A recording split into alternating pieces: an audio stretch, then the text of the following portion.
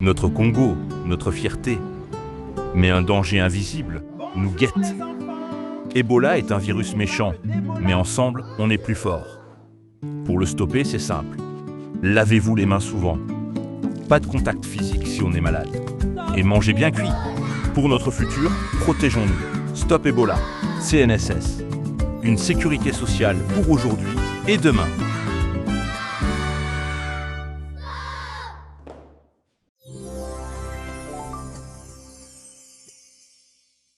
Édition et lelo jeudi 27 août 2026 yango ebandi Kinshasa mbote Brazzaville mbote pe balandi nyonso ya magazine en lingala facile tobosani bino te kuna na mikili ya poto topesi bino bambote ebele tika tofongola basango na biso mokonda lelo pona koyebisa na bino ete kuna na ngambu ya présidence de la République esengeli boyeba te na ngambu na ye chef de l'État Félix Antoine Tshisekedi Tshilombo akutanaki na homologue na ye président ya Angola Lorenzo kuna na cité ya Oya tozwa ba détail na commentaire ya Emani Chibumbu. Ezali visite moko de travail ya kitoko o ezali ko marqué tournant ya ba relation économique entre République démocratique du Congo na voisine Angola.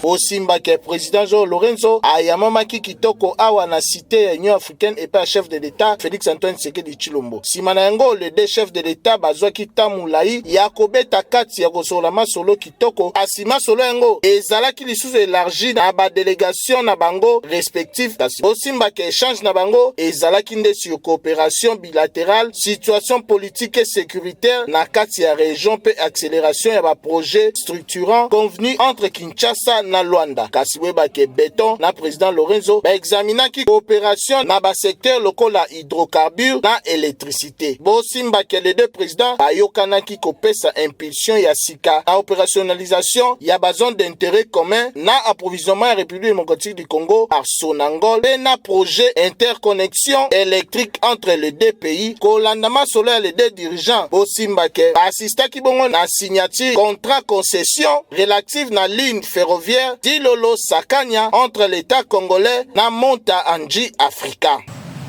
Cette ligne reliera Dilolo à Sakanya en desservant notamment Kolwezi, Tenke et Lubumbashi au cœur de l'espace minier,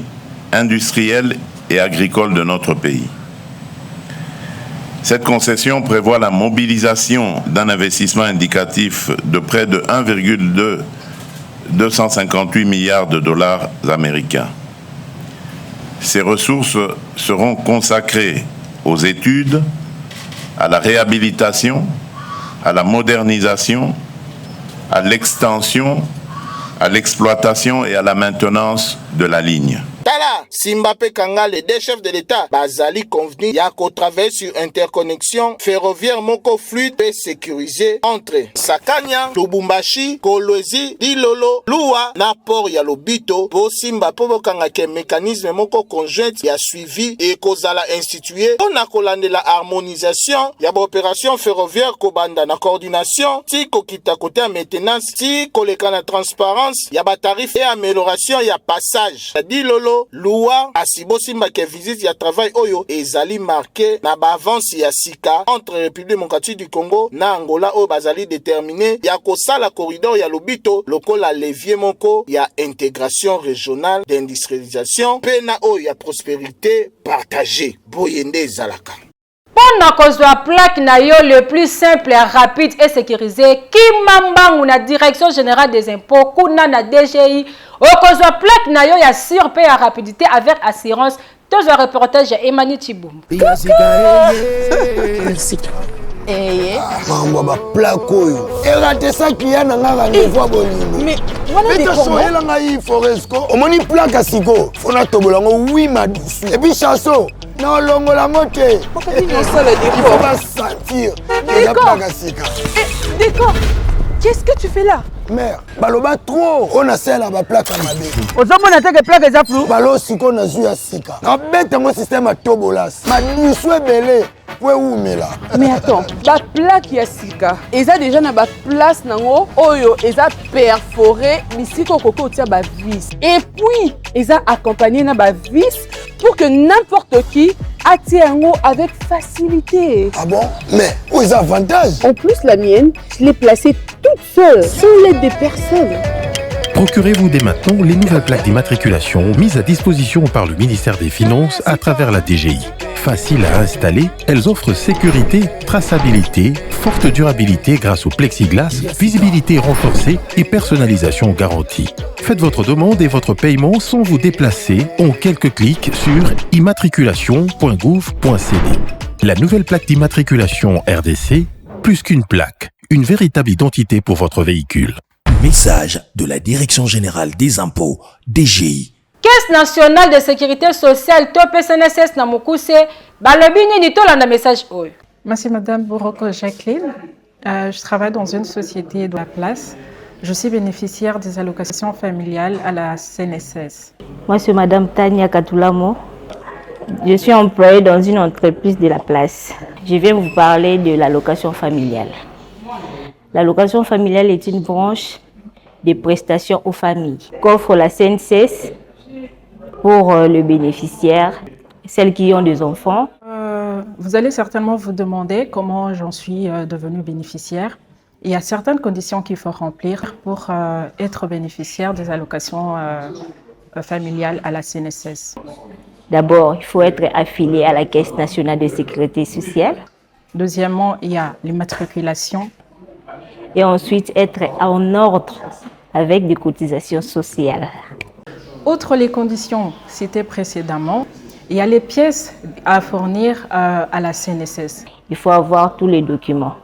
Premièrement, il faut avoir les numéros d'affiliation. Il faut être affilié à la Caisse nationale de sécurité sociale. Notamment l'acte de naissance, mais aussi le certificat de fréquentation. Il faut être en ordre avec le paiement de la Caisse nationale de sécurité sociale. Il y a le certificat de scolarité pour les enfants qui sont en âge de scolarité. Il y a aussi le certificat ou l'attestation de vie établi par un médecin. Pourquoi ce certificat? C'est tout simplement pour permettre à la CNSS de savoir que cet enfant ou ces enfants bénéficiaires de ces allocations familiales sont toujours en vie.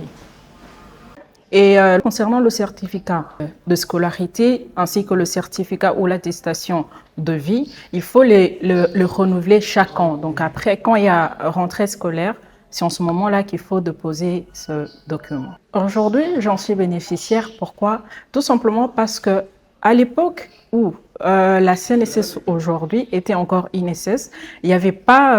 on ne bénéficiait pas de ces allocations familiales. Mais aujourd'hui, avec la réforme, INSS est devenu CNSS, nous en sommes maintenant bénéficiaires. Et ce, sur toute l'étendue de la République démocratique du Congo. En conclusion, je vous invite à vous affilier à la Caisse nationale de sécurité sociale pour la sécurité de vos enfants. La CNSS, Boulamu et les Rentrée scolaire etikali mikolo ya kotanga Beltesco société ya bana mboka abosani bana mboka te atieli biso bakaye kitoko na kombo ya yao pe na simana yango asungi bana na biso eza na ba proverbe ya lingala abosani pe stylo simba na pointe pour la rentrée scolaire 2026-2027 oyo eza kitoko pour na bana na biso Beltesco match eza chitunga wo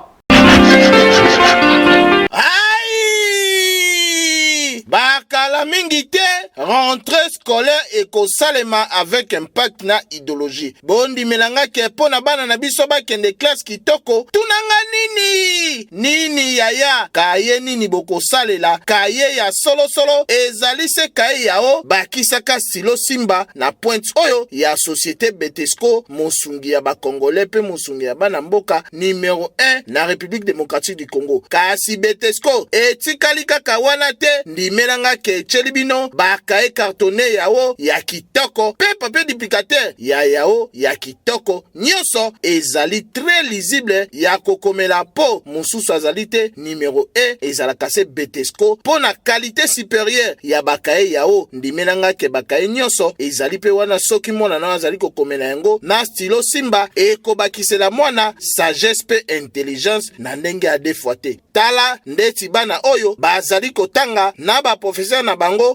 nyonso bazali kaka na bakaye yao pe na bastilo simba na pointe oyo ya société Betesco yango ne bakokomela kitoko na ndenge ya defoite intelligence ezali kobakisa surtout kaye cartonné oyo ya yao ezali kaye kitoko pona bana oyo bakosalela bakisaka pe na papier duplicateur yao ezali wana na pointe enfin que pe parent nyonso azongisa mwana e classe na bakaye ya qualité pe ya société Betesco kaka yango nde tosalelaka pe tokosalela na rentrée scolaire oyo okanisi esili ten ndimenanga ke Betesco asuki kaka wana te abakisi bakaye de luxe ya yao kaka pona kosunga bana batanga kitoko kasi bakaye de luxe ya yawango ezali nde na ba proverbe na kati avec impact na idéologie pona ko faciliter bana batanga kitoko kaye de luxe ya Betesco ezali wana pona culture générale ya bana na biso Papi Kibungu maseteni bakomi na kata kaye na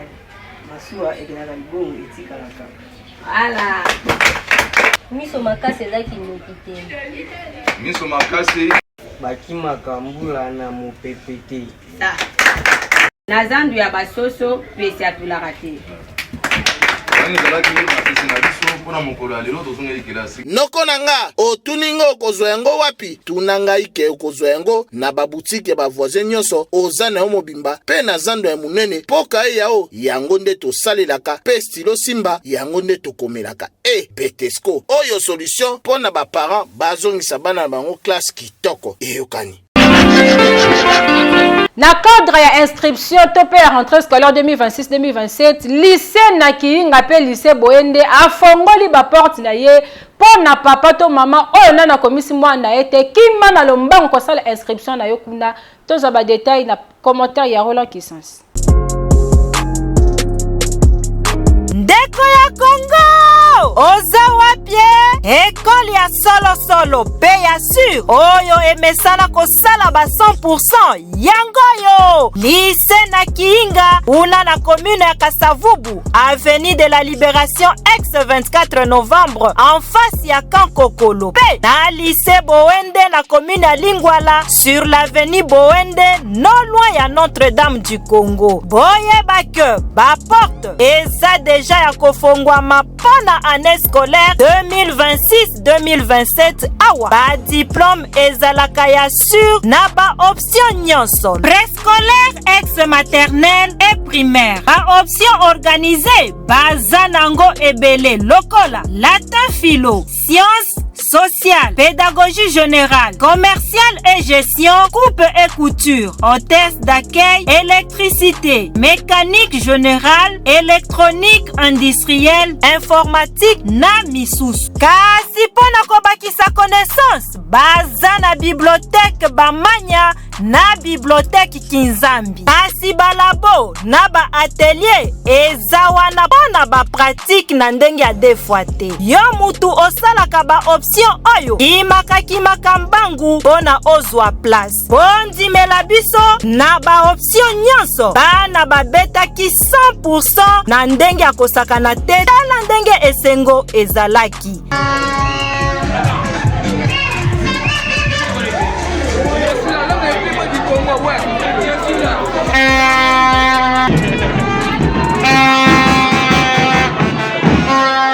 De 100% à l'école Nakiinga, donc je vous conseille vraiment de venir avec vos enfants. Bona bana batanga na ba condition ya kitoko ala ndenge lycée Nakiinga na lycée Boende aloko nyonso eza na bakaro anda na seti likolo kaka ndenge bozali komona. Tala papa mama soki olingi mwana na yo azala na bagage intellectuel efanda kende kokomisa ye na lombangu na lycée Nakiinga na lycée Boende kuna c'est la qualité et la différence ba porte eza déjà ya kofungwama o tolobaki te tolobi. Totikala kaka kuna na commune ya Ngaliema précisément na avenue Ntwala nzela wana eza ya kobeba eza na condition moko ya mabe ezo nyoko la population soki tokomi na ba période ya mvula milelo nde ekozala kuna toza ba détail na commentaire ya Jean Siboika. Oyo bozali komona tozali nde dimanche le 23 octobre 2026 oyo nde awa tozali na avenue Ntwala na commune ya Ngaliema mbula ebeti te o mbula ezali kobeta koto to pe elanga kasi ezali ne mai na salite oyo tondi na avenue oyo population amituni soki ezali mvula moko ebetamaki na butu to nini nzoka nde selon population eyebisi biso ke ezali tio etoboka pe ezali kosala ba dégâts kote oyo na ndenge ya defwa te bango moko bazali conscient ke salite ezalaka na avenue kasi mai na salite esangani nde esali buchafu potopoto koto ezali konyokola population oyo avivaka awa na commune ya Ngalema précisément na avenue Ntswala na ndenge ya defwa te awa tosengi na papa bourgmestre ya commune ya Ngalema sala likambo na avenue oyo po salite pe na commune na yo ezali makasi surtout na avenue Ntswala oyo ezali kosenga ba service ya assainissement ya commune baya kolongola yango na ndenge ya defwa te kasi ya kokamwa ezali ke population ezali pe kosenga na bakondi baya ko changer tio na bango po ezali konyokola population pe ezali kosala salite na avenue ba mai kotonda na selon bango nde tio etobokaki koto ezali kocha mbutu koto yeke na ndenge ya defwa te eyokani na quartier Djelobinja na avenue top misala ya kokunda ba érosion et bandi déjà avec impact na idéologie kuna na commune ya Ngalema toza ba détail na commentaire ya Roland Kisans. Population ya commune ya Ngalema précisément awa na quartier Djelobinja na top balelaki mingi penza pona likambo etali érosion oyo enyokola bango utatango molai penza banda kuya ndenge na ndenge ekweya na kati ya libulu oyo kasi ezalaki kaka kozwa solution te mela etindamaki epai ya bakonzi pe sénateur Tony Labila ayokaki yango pe kitaki sur le terrain na sima ya ba lobbying na ye oyo ye asalaki ba engin tope ba tracteur ekiti na kati ya libulu kaka ndenge bozali komona pe misala ya kobongisa yango e bandi oyo ya zui ya kolandela misala oyo lelo ezalaki pasi pona ba ninga ebele ba bote ebele bandako ekenda donc tokosenga ye a continuer na ba initiative aboye na yango natondie botondi mingi pe bandeko ya quartier nyonso batondie botondi mingi pona initiative oyo ye azui ya kosunga peuple pe bandeko ya quartier pe tobule bandakala mais présence ya sénateur tomoni pena ke non ba pe na ye suivi na ye les lots tomoni bandeko ya grec 8 à côté na terrain pe msa les osali tokopesa ngo merci parce que bazata mwana moto oyo azana bolingo mboka yete lelo to yebite yo moko zo mwana ndengo filmer na bilili omoni pena ke non avenue au Congo linga ekata déjà elongo moko na mokonzi ya mboka na biso président de la République chef de l'État son excellence yende a tambusi maloba na ye epa ya bato oyo nyonso oyo bazana sima na ye il faut balandela ndenge nini makambo esengeli kosalema yango oyo tomoni lelo tala ndenge sénateur asungi biso awa na linge ya munene ba mapango ekei ba makambo ebele salami mais ye tellement kaza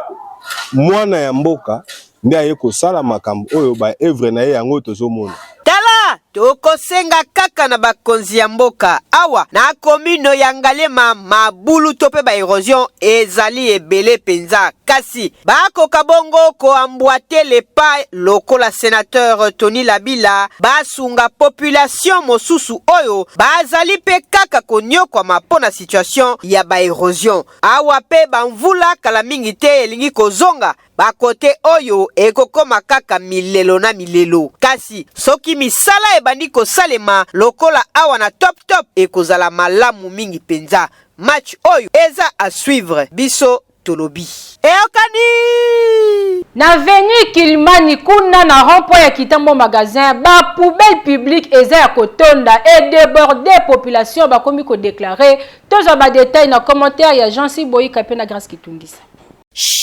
banoko bondimela nga boyoka tanga bien awa bakomi nini Kinshasa ezobonga kasi tomituni Kinshasa ezobonga yango ezali kaka na makomi to ezali na ba acte moko visible avec impact na idéologie awa na commune ya Kokongalema précisément na avenue Kilimali oyo bozali komona musika te na rond-point magasin oyo ekenda Ntango kasi ya kokamwa ezali fulu oyo tomoni awa pona interpeller conscience ya ba congolais ba kinois na yango tomituni bebisa environnement na ye esika azali kovanda esika zoteka na banzela mutu nyonso akomane na poubelle na stadi obwaki eloko po ekende kovanda na poubelle na yo oyo yo moko michela kasi poubelle o bakonzi batie kasi population pe ezali kolele pa bakonzi ba mituni eloko nini ezali kosenga pona ko évacuer poubelle oyo ya kokamo ezali ke poubelle oyo tondi na yango deja donc matiti ezali kokwea nango na balabala boye ezali konyokola population ya kote yango biso ninga na fasili tozali kotuna papa bourgmestre ya commune Ngaliema musala na yo ezali nini na oyo etali assainissement ya commune na yo tostuni pe chef ya quartier Baya yango tobeleli na yepe Baya kolongola fulu oyo ezali kobebisa commune ya Ngaliema par contre commune oyo ezali commune oyo fozala na visibilité po ezali commune présidentielle ya kokamwa Kinshasa ezali kobonga Kinshasa ezobonga oyo ezali nde slogan ya pamba to ezali na ba acte moko palpable pe visible kasi biso tolobi kaka Kinshasa ezali kosala bosoto nde likola bosoto yango mbongo ya assainissement bozwaki po na ville ya Kinshasa ekei wapi kinonyaso atuni na cadre ya Kalai Ngangu Kalai technique eloba nango ye moko le vieux Zacle mwana oyo aboyi na ye kosimba machette aboyi na ye kikuluna azo sala ba spectacle na ye kuna na province ya Mongala toza ba détail na commentaire ya Iget Kabir. République démocratique du Congo oyo etonda na nkita etonda na bomengo kasi etonda pe na batu ya ndenge na ndenge awa tozali na territoire ya Bumba na province ya Mongala bandeko babolingo bondi melangai mwana oyo bozali komona na bilili azali kosala ba acrobatie boye biso toyebi te soki tobenga yango nini eske na nzoto na ye azali na mikuwa to pe azali na yango te awa bazali kobenga ye Marichard donc ye azali kosepelisa batu na ba acrobatie oyo azali kosala kaka boye bogumba makolo kino na mokongo kaka ndenge bozali komona nzokande batu bazali na bango kosepela kotala spectacle mwana azali kosala tala awa population bazali kosepela na spectacle oyo azali kosala kasi akoki pe kokende lobi po représenter mboka Congo na ba jeu international ya ba acrobatie kaka ya boye po esalemaka nango kuna tomonaka pe ba danse classique basalaka pe kaka lolenge Marichard azali kosala tozali kosenga na ministère ya sport et loisirs Marichard yeyo azali kaka na besoin ya encadrement po lobi akoki pe ko représenter mboka Congo na ba spectacle o esalemaka na ba jeu international o tulubaki te biso tulubi ekani tozonga na Kinshasa ekamwisi bakangi criminel na mokali kuna na district ya Tchangu kasi azalaki bongo na munduki toyebi te soki munduki yango azwaki yango wapi boza ba détail na commentaire ya Rola Kisasa tokomi na résidence na ye awa tozali na district ya Tchangu précisément na mokali bakangi policier ya criminel oyo kaka ndenge bozali komona ye na bilili akoma na ye kosala ba opération ya mabe c'est-à-dire ya konyoko la population na munduki oyo esengeli asalelaka musala na ye kasi na vigilance ya la police nde batiaki ye maboko pe bakei na ye inde kino kuna na esika oyo abombaki munduki yango kaka ndenge bozali komona epesi pasi pe mawa na kotala makambu ya boye nzokande bakonzi ya la police bazali kopesa toli to pe mateya mokolo na mokolo kasi on dirait ba policier misusu na mitu na bango ekotaka na yango te batu ya boye nde bazali kaka kofingisa musala noble to pe ya kitoko oyo ya la police ya kobatela to pe kobomba population na biloko na ye ezala bal na chambre bokanga ye kanga ye batika ye te kanga ye mo major tala lingi place arme ezobima mo major tala place ebima mo major tala place simba ye tala okosenga kaka na bakonzi ya la police lokola pe batie mutu mabe oyo azwa etumbu na ye oyo esengeli po ba oyo batikali ete ya bango balanda exemple mabe oyo te o biso tolobaki te biso tolobi eyokani